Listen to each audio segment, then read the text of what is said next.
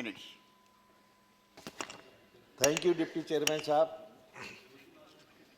मैं आपका बहुत ही ममनून और मशकूर हूं कि मुझे आपने इस रेलवे के 16 और 17 साल के बजट के लिए मुझे बोलने का मौका दिया। वजीर रेलवे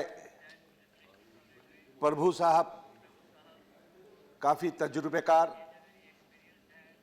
एक मंत्री है, लेकिन एनडीए की सरकार की 1914 में जीत के आने के बाद आवाम को जिस तरीके से सारे हिंदुस्तान के अंदर ये उम्मीदें दिलाई गई थी कि हिंदुस्तान के हर तरक्की के लिए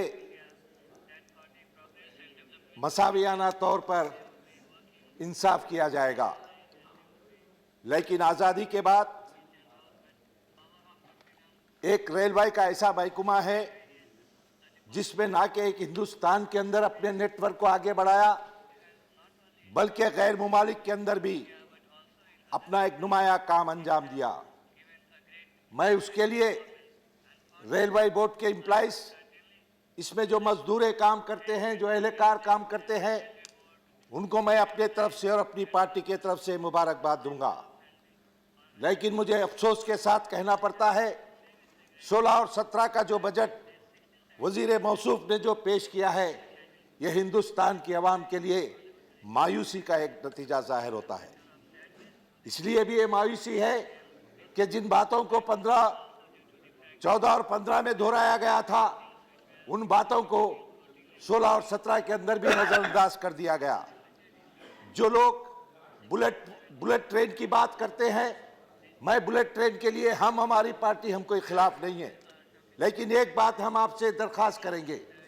मैं वजीर मौसूफ से एक गुजारिश करूंगा कि बुलेट ट्रेन तो आप लाइए, लेकिन जिस पटरियों के ऊपर आज़ादी के बाद से आज तक, चाहे लोकल ट्रेन, चाहे पैसेंजर ट्रेन, चाहे एक्सप्रेस ट्रेन, चाहे शताब्दी, चाहे कोई भी ट्रेन चलते रह दो, उसके पटरियों का जो हाल है आप उसको पहले दुरुस्त करना चाहिए था। लेकिन मैं अफसोस के साथ कहता हूं कि हिंदुस्तान के अंदर जितने भी महकमे हैं, जितने भी इंजीनियरिंग सेक्शन हैं, उनके अंदर जो मसावियाना तौर पर रेलवे के इंजीनियरों को आपने नाराज किया, उनकी तरक्की की राहों के अंदर आपने किया, तो फिर मैं आपसे पूछने की जुर्रत कर सकता हूं तो किस तरीके से आप रेलवे को मजबूती के हिसाब से आगे बढ़ाएंगे। एक तरफ तो आपने रेलवे के किराए को नहीं बढ़ाया, लेकिन दूसरी तरफ आपने तात्काल की एक स्कीम ऐसी बीच में रखी जो कि पैसे वालों के लिए ये ओपन दरवाजे रेलवे के खोल दिए गए। गरीब वो तबका जो कम से कम किराए के अंदर ज्यादा से ज्यादा सफर खाता था, लेकिन वो तात्काल की बार के अंदर वो मायूसी का शिकार होके हफ्तों अपना सफर जारी नहीं रख सकता। तो मैं अपने आप को, मुझसे पहले इस रेलवे के बजट के अंदर हमारे सीनियर कायद अहमद पटेल ने जो इस बजट के बहस का इफ्तिताह किया था, मैं इसको सपोर्ट करते हुए मैं अपने हद तक आंध्र प्रदेश और तेलंगाना के हद तक मैं अपने आप को महदूद करूंगा। Sir, first of all I would like to state that the emotional and long pending demand of the people of Andhra Pradesh had best not be fulfilled, creating a new railway zone neither in Visakhapatnam or some other area post bifurcation promises in the Andhra Pradesh Reorganization Act. Sir, the dedicated freight corridor which connected to East Coast corridor from Kharagpur to Vijayawada may be taken under the public-private partnership. Tirupati is thereby Lord Venkateshwara Swami, or we call the Balaji temple, has to be brought under the ambition proposed railway tourism circuit in view of its hook importance and pilgrim attraction, national and international tourists. With it, the increase of the amenities, Tirupati railway station by modernize is the top priority. There is no need to take up the third line between Khazipet and Vijayawada in view of its hook passenger demand and not avoid a congestion.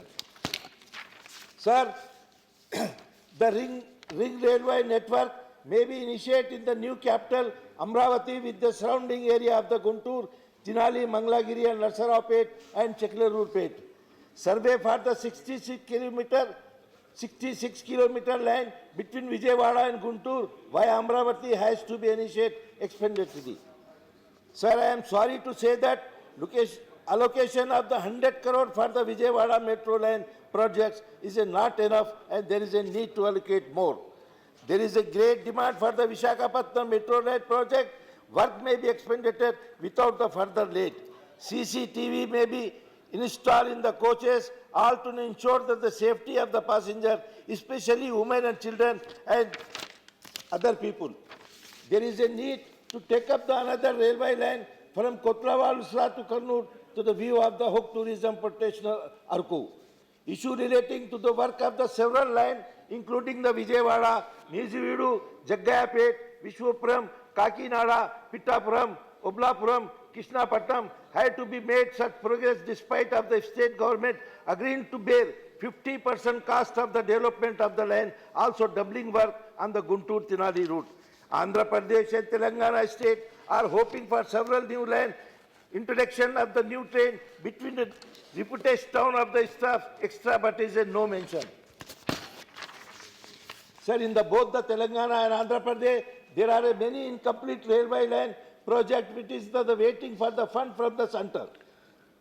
There is about 1,200 kilometer line in the sanction in Telangana, nearly 600 kilometer line sanction in Andhra Pradesh region, which is are to be depending to the last 10 years, which is a feasible condition.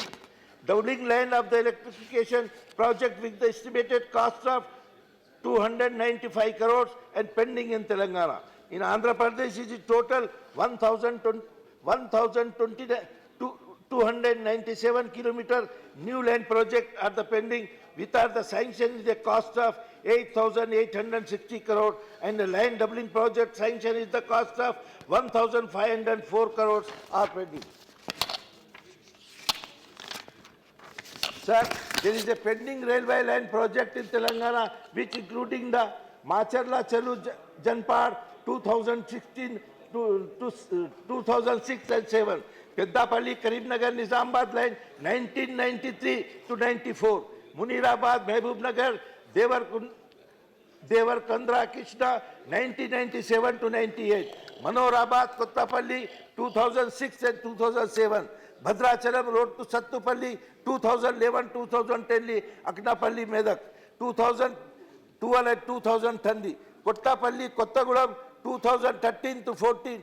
Mangudu Ramgundam 2013 to 2020. Sir, there is a pending railway line project in Andhra Pradesh, which include Nandyal, Irragutta and 1996 to 97, Kadapa and Bangarapeta 2008 to 2009, Kottipalli Narsapur 2000 to 2001, Macharla Nalgunda 1997 to 98, Kakinada Pittapuram 1999 to 2000, Gudur Durgagbacharu Patnam 2011 to 2002, Bhadrachalam Road to Kobur 2012 and 2013. Sir, और कई ऐसे project है जो तेलंगाना और आंध्रा के अंदर जो आज तक इम्प्लीमेंट नहीं हुए. मैं वजीर मौसूफ से दरख्वास्त करूंगा कि जितने भी प्रोजेक्ट तेलंगाना और आंध्रा के अंदर है, आप उसको जल्द से जल्द कंप्लीट करने की कोशिश करिए. लास्ट में मैं अपनी तकरीर ख़त्म करने के पहले फिर एक बात मैं वजीर मौसूफ से दरख्वास्त से कहूँगा.